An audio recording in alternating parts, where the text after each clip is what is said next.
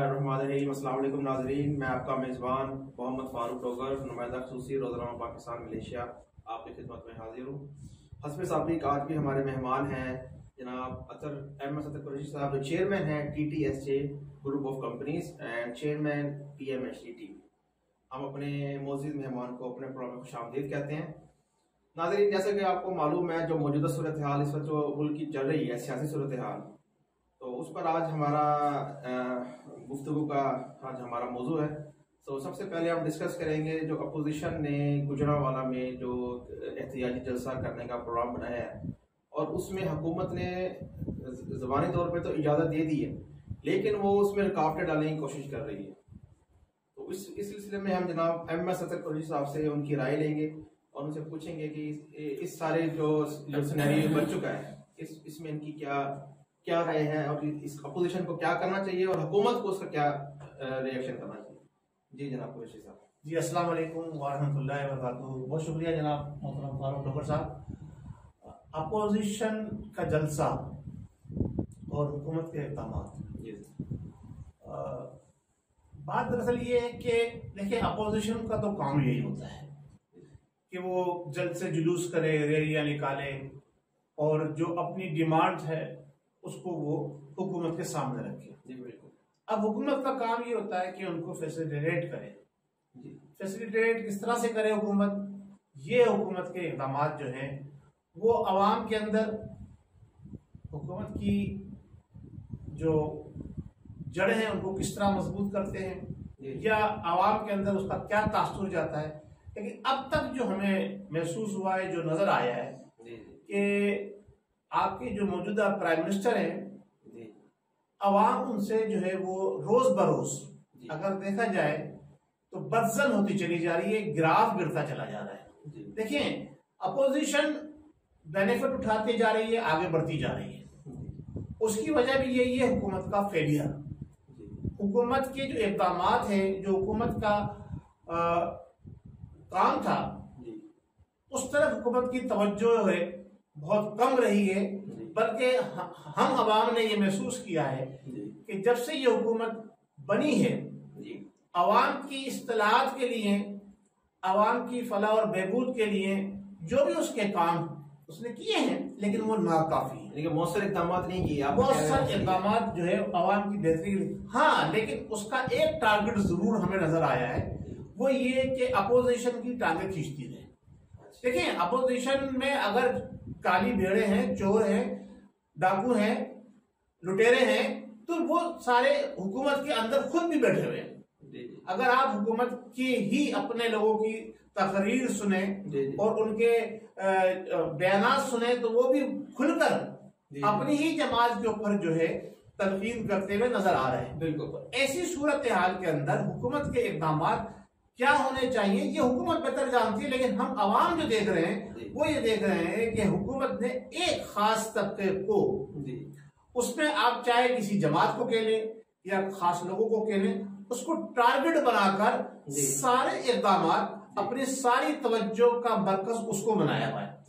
जबकि अवाम को ये उम्मीद थी कि ये हुकूमत आई है, इंसाफ के नाम पर आई है, रिलीफ के नाम पर आई है, और इसने आने के बाद जो तस्वुर दिया कि हम मदीने की रियासत के तर्ज के ऊपर पाकिस्तान को चलाएंगे, लेकिन जो इक़दाम अब तक हमें नजर आए हैं वो उसके बिल्कुल बरअक्स होते नजर आए हैं। एक तरफ हुकूमत ये कहती है कि जनाब अली हम किसी के रास्ते में रुकावट नहीं बनेंगे, दूसरी तरफ जलसे की इजाजत नहीं देती है, तीसरी जनाब अली रोड के ऊपर हमें बाकायदा सोशल मीडिया के ऊपर बड़ी बड़ी कंटेनर और रुकावटें खड़ी हुई नजर आ रही हैं। अब बिलाखिर मजबूर होकर हुकूमत को फिर यू टर्न लेना पड़ा, उन्होंने फिर जलसे की इजाजत दे दी। अब उसको चाहे मशरूत तरीके से दें कि जनाब अली SOPs के ऊपर अमल दरामद नहीं हुआ तो हम मुकदमात करेंगे, ये तो देखें हर हुकूमत करती रही है। अपोजिशन जब जलसे जुलूस करती है उसके खिलाफ मुकदमात दर्ज होते हैं। ये खुद जब अपोजिशन में थे, इन्होंने 126 दिन का धरना दिया।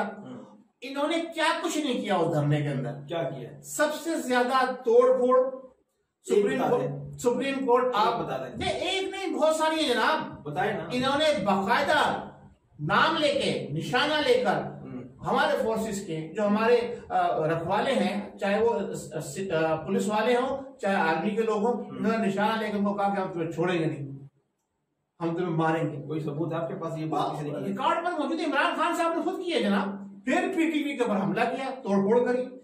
सुप्रीम कोर्ट ऑफ पाकिस्तान की जनाब अली बेहरमती की गई इस तरह से कि उसके ऊपर जनाब अली गंदे कपड़े डाल दिए गए। मैं अब और क्या क्या बताऊं आपको। और वहां जो कुछ होता रहा, एक साहब इनके बड़े जुगाड़ी थे, वो जनाब अली कफन पहन के खड़े हो गए। अरे भाई आप हमारे नौजवानों को क्या मैसेज दे रहे हो? ये सब कुछ आपने किया, तोड़फोड़ की, हंगामा राय की, मार कुटाई की, पुलिस वालों को मारा बकायदा। तो पुलिस वालों ने मार खा लिया आराम से? नहीं, पुलिस वाले जनाब मार पिटते भी रहे, मारते भी रहे, उन्होंने भी अपने दिमाग के अंदर। आप कौन सी बात कहां ले गए? नहीं, मैं आपको बता रहा हूँ, आप जब अपोजिशन ये काम करने जा रही है तो आप उनको धमकियां दे रहे हैं। सर धमकियां नहीं दे रहे, देखिए मेरी बात सुनिए, उस वक्त कोरोना वायरस नहीं था। आजकल कोरोना वायरस ने पूरी दुनिया को परेशान किया हुआ है, ठीक है। अभी पाकिस्तान में कोरोना की सूरत हाल दोबारा अबतर से अबतर होती जा रही है। आप इस चीज को मानते हैं या नहीं मानते कि ये जलसा हो? आप अपने दिल से बताएं, अपनी राय दें कि ये इनको अपोजिशन को जलसा करना चाहिए या नहीं करना चाहिए। आप जरा मुझे ये बता दीजिए। आप सवाल का जवाब दे दीजिए। आप किसी की मुखालफत करें, आप मेरा सवाल हिमायत करें, आप जिस सवाल राय बताएं जो आप मुझसे सवाल करते हैं, मैं आपसे सवाल कर रहा हूँ। जी करें, पहले मेरे सवाल का जवाब दे दीजिए। मैं आपके मेरे सवाल के अंदर ही आपके सवाल का जवाब मौजूद है। जी जी। अवाम भूख से, परेशानी से, तकलीफ से ज्यादा मर रही है या कोरोना वायरस से ज्यादा मर रही है?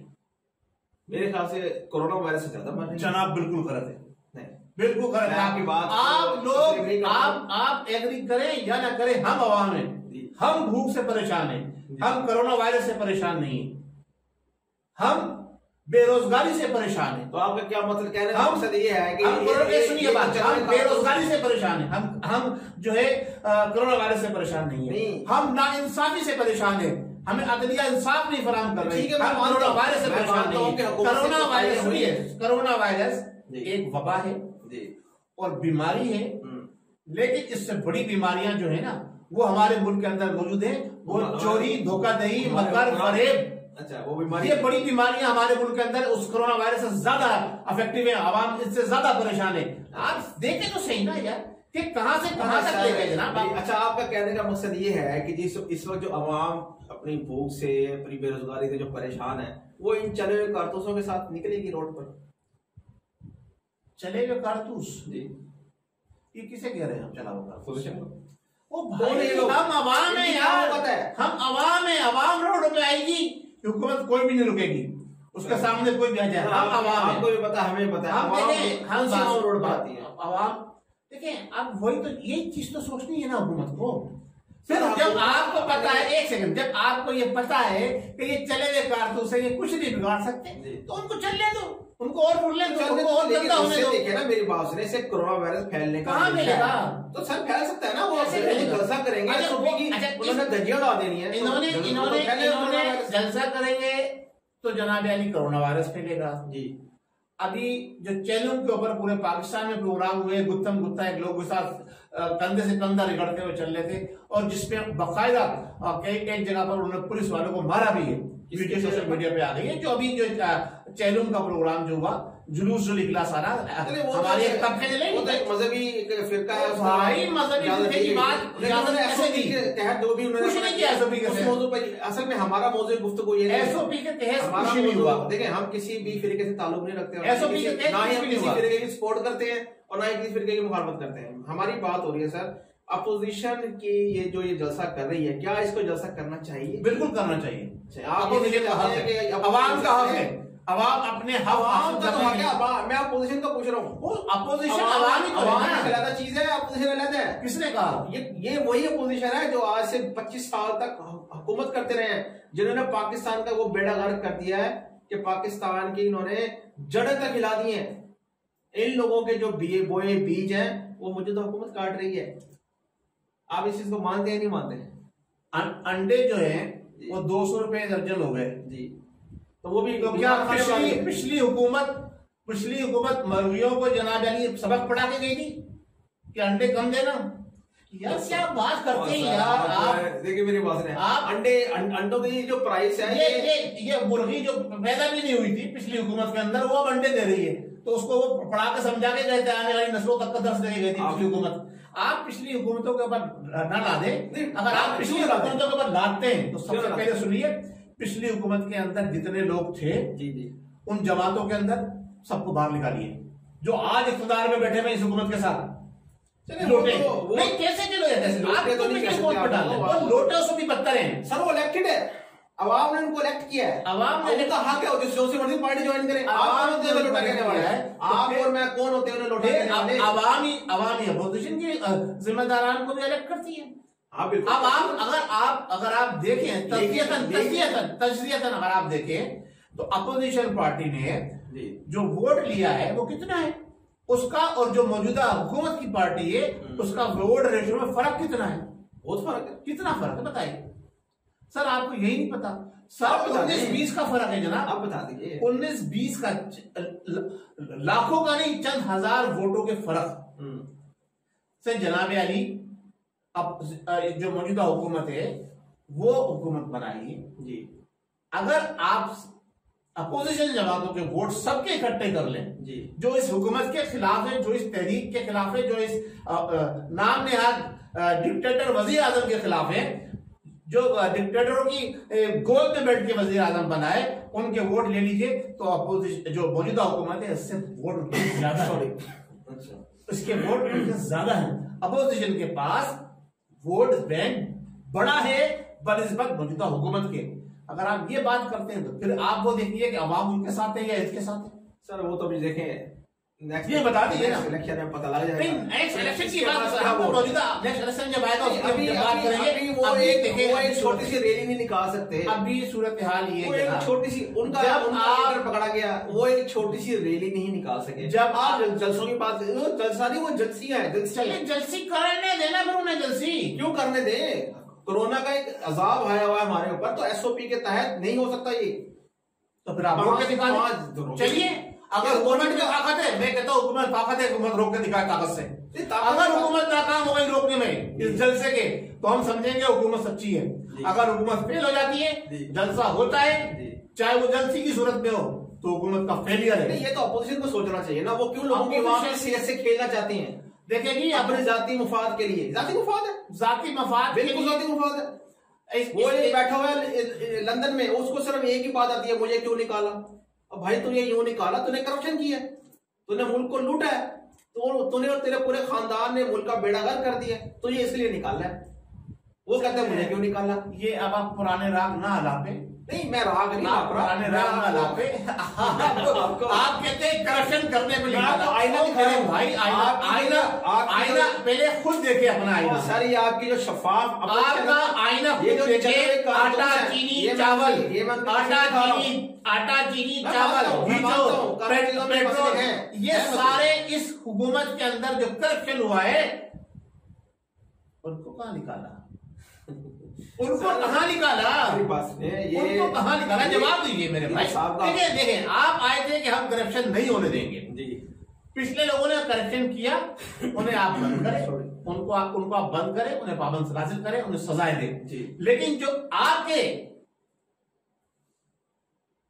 साए के अंदर, जो आपकी छतरी के नीचे, जो आपके शेल्टर में करप्शन कर रहे हैं, उनको तो आपको खड़े करके गोली मार देना चाहिए। सर इन्होंने कितने लोगों को निकाल दिया? कहाँ निकाल दिया भाई?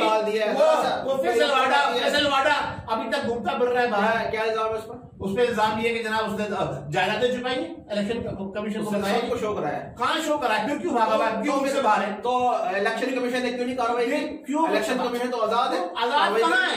ना इलेक्शन कमीशन आजाद है, ना आपका नैब आजाद है, ना आपकी अदलिया आजाद है, कोई आजाद नहीं है। सब बातें तो आप अपोजिशन की जबान है। अपोजिशन की जमात ये अवाम हम देख रहे हैं, अपोजिशन की बोल रहे हैं, अवाम देख रहे हैं। अगर आजाद होते तो आज नवाज शरीफ मुल्क में होते, अगर आजाद होते आज जहांगीर तरीन, सुन लिया, जहांगीर तरीन मुल्क में होते, अगर आजाद होते तो आज अलीमाबादी जेल में होती, अगर आजाद होते तो फैसलवाड़ा आज जेल में होते, अगर आजाद होते तो परवेज मुशर्रफ मुल्क के अंदर होता। बस मुझे पता लगे आपकी जो सोच है ना, आप ये अवाम के नहीं है, आप अवाम नहीं है। आज आपने साबित कर दिया आप अपोजिशन है, आज आपने साबित कर दिया है आप अपोजिशन।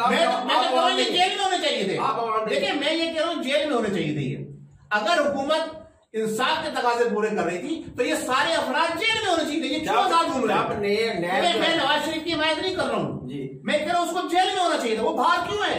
आप कहते रहने भेजे हैं कानून के तहत बाहर भिजवाया। कौन से कानून के तहत? कानून है तो भिजवाया ना, ऐसे तो दलिया ने कहते जितने भी चोर डाकू जेलों के अंदर भेजे हैं, बड़े में जो बीमार है उनको भी बाहर भेजो इलाज के लिए। ठीक है, जो अफोर्ड कर सकता है चला दे। कौन अफोर्ड कर सकता है? वाह भाई वाह, आप जो है रियायत दे सब चले जाएंगे।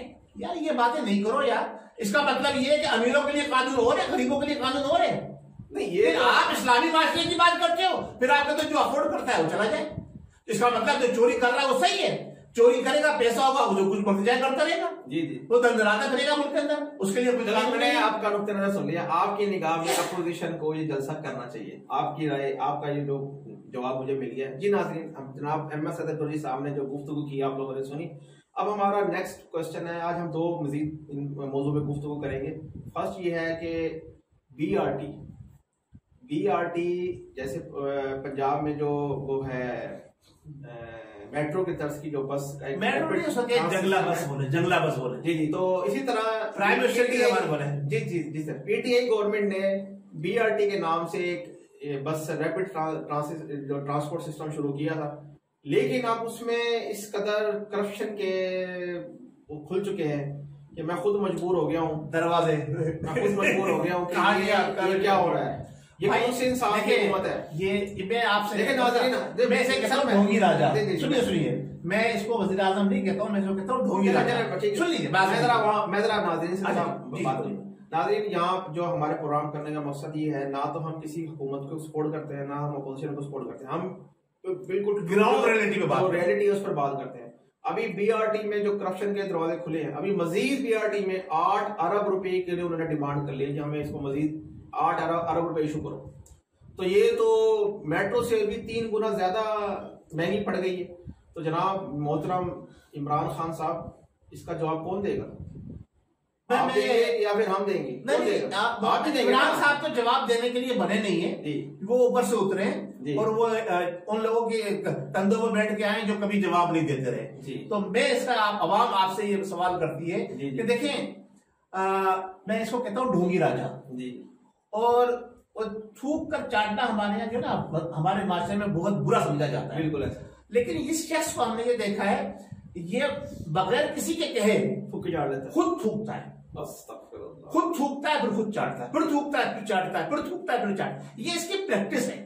तो ये एक जिसे कहते हैं ना, इस दुनिया का एक 8वां नवा, सुन लीजिए मेरी बात, सुन लीजिए मेरी बात पूरी कर दीजिए, 8वां नवा अजूबा कहलाएगा इस दुनिया का। अच्छा, इसलिए कि जब पिछली हुकूमतें, पंजाब हुकूमत ने खास तौर से ये मेट्रो बस का सिलसिला शुरू किया, तो इसने बड़े बड़े जनाब वाली दावे किए, जंगला बस, और इसको खत्म कर देंगे, उड़ा देंगे, फेंक देंगे, ये सब फजूल है।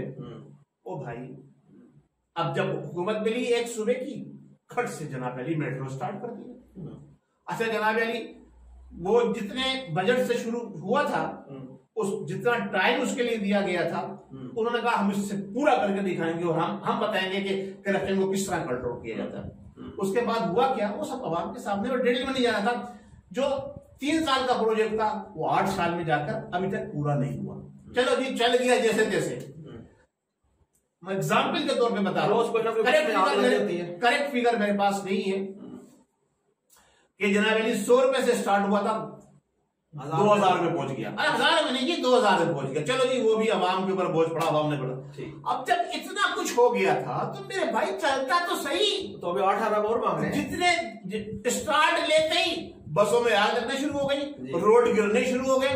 ओ भाई, आप इल्जाम लगाते रहो करप्शन के खिलाफ, वो सूबा तो आपका था, उसमें हुकूमत आपकी थी। असल में पिछली हुकूमत के ऊपर आप नहीं डाल रहे हो, पिछले तो हुकूमत उनके अपने को, बस। तो यहाँ पिछली हुकूमत सही है, पिछली जो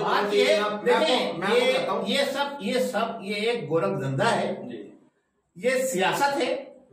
और सियासत सिर्फ ये है, अब बहुत सारी चीजें अभी सामने आती चली जाएंगी। देखिए, नवाज शरीफ कोई दूध का दूल्हा नहीं है, जरदारी कोई दूध का दूल्हा नहीं है, लेकिन इमरान खान जो है ना, इमरान खान जो शख्स अपनी शनाख्त को ही ऑन नहीं करता, वो दूध का दूल्हा है, वो ऑन नहीं करता है, यानी जो उसकी कास्ट है नियाजी, वो उसको ऑन नहीं करता, खान लगाता जबरदस्ती अपने साथ। नहीं, वो तो उसके असर वो जाती है ना, ये वो बता रहा हूँ, वही बता रहा हूँ, ये हमारा हक नहीं पहुंचता कि उसको ये क्या वो नियाजी लगाए। वो अपने आप को वो अपने आप को नहीं, सुन तो लीजिए ना, वो अपने आप को सर्टिफिकेट्स लेकर आवाम के सामने पेश करता है जी, अमानत। तो इसे नवाज शरीफ लोहार होना चाहिए। सुन यार आप मैं जो बात कर रहा हूँ वो उसकी कास्ट की बात कर रहा हूँ, पेशे की बात नहीं, पेशे की बात नहीं कर रहा हूँ। पेशे से वो क्रिकेटर था, वो वजीर आजम बन गया, छोड़ दीजिए उसको। अब आप जो मैं बात कर रहा हूँ उसको सुन लीजिए कि जो अपने आप को इस तरह से पेश करता है कि जनाब मैं सबसे सुपीरियर हूँ और हमारी अदलिया ने ज्यादती की है अवाम पाकिस्तान के साथ, ऐसे शख्स को जिसका माजी बिल्कुल दागदार है उसको क्लीन चिट दी है, दी नहीं गई, उसको दिलवाई गई है और हमारे ऊपर मुसल्लत किया गया है। हम उसको कंडम करते हैं, रद्द करते हैं। ना वो साजिश है, ना वो अमीन है, ना वो सच्चा है, ना वो वादे पर कायम रहने वाला है। उसने जितने वादे किए थे इलेक्शन से पहले उन सारे वादों के खिलाफ उसने काम किया। ऐसे शख्स के ऊपर जो है वो तोहिन अदालत का नोटिस जारी होना चाहिए अदालत से, क्योंकि अदालत ने उसको सर्टिफिकेट दिया था, उस सर्टिफिकेट की उसने खिलाफ वर्जी की है, उसको पाबंद सलाह से होना चाहिए। वो हुकूमत करने का लायक नहीं है। ये लोग अगर दूध के धुले नहीं है तो वो कीचड़ में बिखरा हुआ जरूर है, वो कीचड़ में बिखरा हुआ है। उसके इर्द गिर्द जितने भी लोग हैं वो सब वो लोग हैं जो हमेशा मुख्तलिफ जमातों में रहकर और वहां नाकाम थे। उस सब की नाकाम लोगों को यहाँ बुलाकर उसने अपनी टीम बनाई है, इसलिए फेल हो गया है। अगर कामयाब लोगों के साथ होता, सच्चे ईमानदार लोगों को अपने साथ रखता तो कामयाब होता। अच्छा, तो कहने का मकसद ये है कि ये जो मौजूदा वज़ीर आज़म है ये हर लिहाज से फ्लॉप हो चुके हैं। बिल्कुल फ्लॉप शो है। चलिए ठीक हो गया। अच्छा नाज़रीन, तो ये अब हमारा जो आज का आखिरी जो मौजू है वो है कि मोटरवे केस का एक इंतहाई अहम मुलजिम, बल्कि मैं तो उसे मुजरिम कहूँगा, दरिंदा कहूँगा, आबिद मलिक, वो गुज़श्ता 3 दिन पहले रात को गिरफ्तार हो चुका है। अब उसकी गिरफ्तारी पर डिफरेंट किस्म की ओपिनियन आ रही है। पुलिस कहती है कि हमने उसको बड़ी मेहनत से ऑपरेशन करके गिरफ्तार किया, जबकि उसका वालिद ये कहता है कि मैंने खुद पुलिस के हवाले किया है और उसकी इनाम की 25 लाख रुपए की रकम मुझे दी जाए। तो जनाब हम कुरैशी साहब से पूछेंगे कि वो इस बारे में क्या राय रखते हैं। जी सर जी सबसे पहली बात तो ये है कि हमारी पुलिस, देखिए हमारे सारे इदारे बड़े मोहतरम हैं, लेकिन उन इदारों के अंदर जो काली भीड़े जिन्हें हम कहते हैं आम उर्फ आम के अंदर, जो गंदे अंडे जिन्हें हम कहते हैं उर्फ आम के अंदर, उनकी तादाद वो पिछली हुकूमतों से ज्यादा इस हुकूमत में बढ़ती जा रही है। अगर हमारे ये इदारे इतने ही मुस्तैद थे और इतने ही परफेक्ट होते तो ये नौबत नहीं आनी थी। मोटरवे के ऊपर एक खातून के साथ इतना बड़ा सानिया हुआ, ये सानिया होता ही नहीं। अगर इनकी कारकर्दगी के अगर आप बात करते हैं तो ये सानिया होना ही नहीं चाहिए था। सबसे पहले मैं तो ये करूंगा, देखिए पुलिस कहती है हमने पकड़ा, ठीक है उसको छोड़ दिया, उसकी बात बाद में मैं करूंगा। जो सानिया हुआ है, जिस जुरिडिक्शन के अंदर वो सानिया हुआ है, उन तमाम अफराद को क्यों नहीं पाबंदी से हासिल किया गया? तो वो सब गिरफ्तार हो चुके हैं। नहीं जनाब, कोई भी गिरफ्तार नहीं होते। गिनती हमें खरबूजा चाहे छुरी में गिरे या छुरी खरबूजे में गिरे, नुकसान किसका होता है? खरबूजे का होता है। तो जो बेचारे छोटे लोग थे ना, जो मखल यानी कि महाटैक लोग थे, उनको आपने पकड़ लिया, गिरफ्तार कर लिया। जो डंके की चोट पे कहते रहे जिन्हें उस खातून को अकेले निकलना नहीं चाहिए था, ये नहीं होना चाहिए, वो कहाँ, वो गिरफ्तार हुआ? उनकी बड़ी अथक मेहनत है और कोई मेहनत नहीं है जनाब, कोई अथक नहीं है। मैं कंडम करता हूँ उस शख्स को, ऐसे नाअहल शख्स को जो अपनी राय है, आपकी राय के बारे में अवाम की राय है, मेरी राय अवाम की राय नहीं। अच्छे इंसान है, अच्छे इंसान उन्होंने अच्छा इंसान अच्छे अंदाज बोलता है, नहीं अच्छा इंसान पाकिस्तानी माशरा नहीं है। अच्छा इंसान रात को अकेले निकले, मदीने की रियासत के अंदर आप पाकिस्तानी खातून पूरी पाकिस्तान के अंदर अकेली घूम सकती है। अच्छा इंसान वो होता है जो बुरे वक्त में भी अच्छे अल्फाज इस्तेमाल करे, और वो भी अपनी माओ बहनों और बेटियों के लिए। चले वो डिफरेंट अक्सर में हमारे पास जो प्रोग्राम का टाइम अभी शॉर्ट है, आप बता दीजिए कि ये जो अभी मैंने आपको बताया है कि पुलिस कहती है हमने गिरफ्तार किया है, देखिए ग्राउंड रियलिटी हमने खुद हवाले किया है, ग्राउंड रियलिटी 25 लाख रुपए के नाम मुझे मिलना चाहिए। सर ये क्या है, ग्राउंड रियलिटी में ये क्या हो रहा है? ग्राउंड रियलिटी क्या है ये तो अभी थोड़ा टाइम लगेगा, खुलकर सामने आएगी कि उनके वालिद ने गिरफ्तार करवाया या उनके भाई ने गिरफ्तार करवाया या वो खुद पेश हुआ। कुछ इन्वेस्टिगेशन की है उसमें जनाब, मैं शुक्रिया अदा करूंगा जनाब इमरान खान साहब का, जिन्होंने, वो भी खान है ना जी, वो जो बड़े इमरान खान रियाज नाम है उनका, वो बड़े अच्छे साफी हैं हमारे मुल्क के। उन्होंने बाकायदा इस पर पूरी एक इन्वेस्टिगेशन की है जिसमें उन्होंने ये तस्दीक की है कि ये जो शख्स है आबिद मल्ली, इसको इसके वालिद ने पुलिस की मदद से गिरफ्तार करवाया है। उन्होंने इसको प्रॉपर इस शख्स को जो गिरफ्तारी जो अमल में आई है, इसके वालिद की मदद से पुलिस ने इसे गिरफ्तार ऐसे बिल्कुल ऐसे आप उल्टा कह रहे हैं ना कि पुलिस की मदद से, वो इसके वालिद की मदद से पुलिस ने गिरफ्तार किया है। और ये गिरफ्तार भी फोर्ट अब्बास से हुआ है, जबकि कहा यह जा रहा था कि मांगा मंडी से हुआ है, कभी कहते थे फैसलाबाद से हुआ है। मैं एक सवाल यहाँ करूंगा आपसे, सही है, अब वही वाली बात आती है, ये जो हमारे सारे इदारे हैं ये किसके मातहत आते हैं? हुकूमत के मातहत। अब एक शख्स पर्सनल हैसियत में जाकर साफी है हमारा, उसकी रिस्पेक्ट करते हैं और वो वाकई अच्छे काम कर रहे हैं, मैं भी उनकी तारीफ करता हूँ, मैंने उनका प्रोग्राम कई देखे हैं मैंने। अब बात यह कि एक सहाफी तो इन्वेस्टिगेशन करके हकीकत को सामने ला सकता है, लेकिन हमारे इदारे क्यों नहीं कर सकते? सर हमारे इदारे तो देखें, जो हमारे ये जनाब वसीम अकरम साहब, पंजाब के प्राइम मिनिस्टर साहब के, जो हमारे वसीम अकरम है, जनाब उस्मान बुज़दार साहब ने पुलिस को 50 लाख रुपए इनाम भी दे दिए। वही तो मैं कह रहा हूँ कि क्या हो रहा है। फिर आप ये कहते हैं इनकी कार्यकर्ता की जीरो, फिर आप ये कहते हैं कि हुकूमत जनाब आपको पता है कि हुकूमत मैंडेट लेकर आई है, फिर आप ये कहते हैं हुकूमत मैंडेट लेकर आई है, हुकूमत हमारे। अरे सर आप बात ये कि ये हुकूमत के माथे जा रहे हैं, ये कैसे गलत काम कर रहे हैं सारे। देखिए मेरी बात सुने, ये जो शख्स आबिद मल्ली, इसने अपने बाप के साथ राब्ता किया, ये पूरा एक ट्रायंगल बना है। जैसे ही ये वारदात की इस दरिंदे ने, ये वहां से फरार हो गया, उसके बाद ये भेष बदलकर ननकाना साहब के एरिया में रहता रहा है, किसी जिम्मेदार के डेरे पर भेष बदलकर वहां रहता रहा। उसके बाद इसने वहां पर एक जिम्मेदार के पास ये जो गाय भैंसों को पट्ठे डालते हैं, ये काम करता रहा। तो जैसे इसके पास कुछ पैसे इकट्ठे हुए, ये वहां से फरार होकर चला गया है फोर्ट अब्बास अपने बाप के पास। तो उससे पहले ये गया है अपने बहनोई के पास, वहां जाकर इसने अपने बहनोई का मोबाइल चोरी किया और उस मोबाइल से इसने फोन किया है अपने बाप को। इसके बाप को ऑलरेडी 4 पुलिस वाले इनके घर पे रहते थे, 2 बाहर रहते थे, 2 अंदर रहते थे। तो इसके इंतजार में थे कि ये कभी ना कभी राब्ता करेगा। तो जैसे ही इसने अपने बाप के साथ राब्ता किया, तो इसके बाप ने फौरन पुलिस को बता दिया कि मेरे बेटे ने, आबिद मल्ली ने मुझे कॉल किया और उसने मुझसे राब्ता किया। उसके बाद जब इसका राब्ता हो गया, तो आबिद मल्ली के बाप ने उसको कहा कि तू भाई आजा, मैं तुझे कुछ भी अब मसला नहीं होगा, हम पुलिस से बात कर लेंगे और तुझे हम पेश कर देंगे और ये जमानत ले लेंगे कि भाई तुझे वो मारेंगे नहीं। क्योंकि आबिद मल्लिक जो है, क्योंकि देखें ये अल्लाह ताला का एक बेसिकली कुदरत ने उसको सबक सिखाया है। वो इंतहाई जलीलो ख्वार होता रहा, इतना जलीलो ख्वार हो क्योंकि उसने इंतहा से ज्यादा जुल्म किया उस बेचारी मासूम खातून के साथ, उसके बच्चों के सामने उसने ज्यादती की, दरिंदगी की। तो कानून कुदरत तो है, ठीक है, कुदरत ने उसको ऐसा मजा दिखाया है कि वो घुटने टेकने पर मजबूर हो गया है और खुद पेश हो गया है। और उसके बाद जो हुआ है वो सब मीडिया के सामने है कि पुलिस ने ये कह दिया कि हमने उसको बड़ी मेहनत से गिरफ्तार किया है, हमने ये किया है, हमने बस वो किया है। इसीलिए आम आवाम का एतमाद जो है हमारे इदारों पर से उठता चला जा रहा है और मौजूदा हुकूमत ने जो एतमाद को बहाल करने के लिए आई थी इदारों के ऊपर, हमारे इदारों की तस्वीर और मंजर कशी जो है अवाम की नजरों में और गिरा दी। चलिए बहुत बहुत शुक्रिया जनाब MS अतर कुरैशी साहब, आज आपसे बड़ा मजा आया गुफ्तगू करने का, बड़ी गर्मा गर्म बहस हुई आपके साथ। तो जी नाजरीन, उम्मीद है आपको हमारा प्रोग्राम पसंद आया होगा, अपनी राय से कमेंट सेक्शन में जरूर आगाह कीजिएगा। इंशाल्लाह नेक्स्ट प्रोग्राम तक हमें इजाजत दीजिए।